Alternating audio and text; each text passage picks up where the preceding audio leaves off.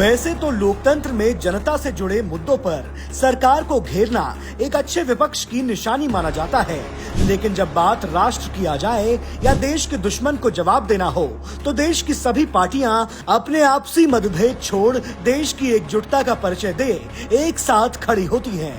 लेकिन आजकल जिस तरह की घटिया राजनीति कांग्रेस कर रही है, शायद ही भारतीय इतिहास में ऐसा पहले कभी हुआ होगा। अपने सियासी मकसदों के लिए देश का अपमान तो अब आम बात हो गई है। जहां देश में इतना बड़ा G20 का आयोजन हुआ जो किसी पार्टी का नहीं बल्कि भारत के सम्मान का मुद्दा था, जहां राजनीति की जगह देश नीति की सोच की आवश्यकता थी, पर वहां भी कांग्रेसी छींटाकशी से बाज नहीं आए। आज कांग्रेस की राजनीति का गिरता स्तर उस मुकाम पर आ गया है कि अपने स्वार्थ सिद्ध करने के चक्कर में ये देश को ही बांटने पर तुले हैं। खुद को सत्ता में स्थापित करने की भूख में सत्ता लोभी कांग्रेस देश के दुश्मनों से भी साठगांठ कर रही है।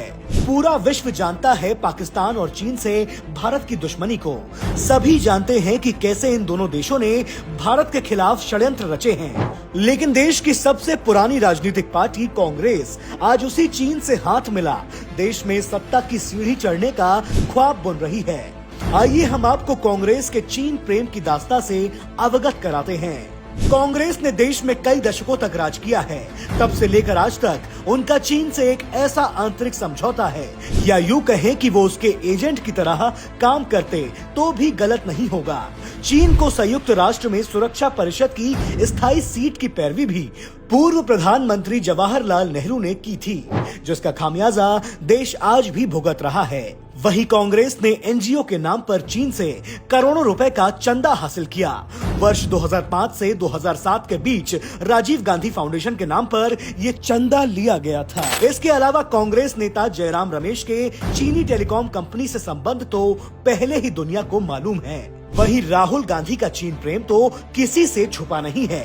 कैम्ब्रिज में जा राहुल गांधी ने चीन की तारीफ के पुल बांधे, तो वही चीन को शांति पसंद और उसकी योजनाओं की भी जमकर तारीफ की।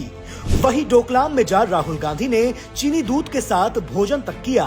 उन्हें ये भी ख्याल नहीं आया कि ये वही डोकलाम है जहां भारतीय सैनिक और चीनी सैनिकों में तकरार हुई थी।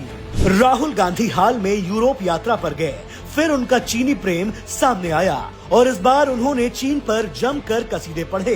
कहा चीन मैन्युफैक्चरिंग का हब है, भारत में क्षमता की कमी है, लेकिन चीन को पता है कि उसे क्या करना है।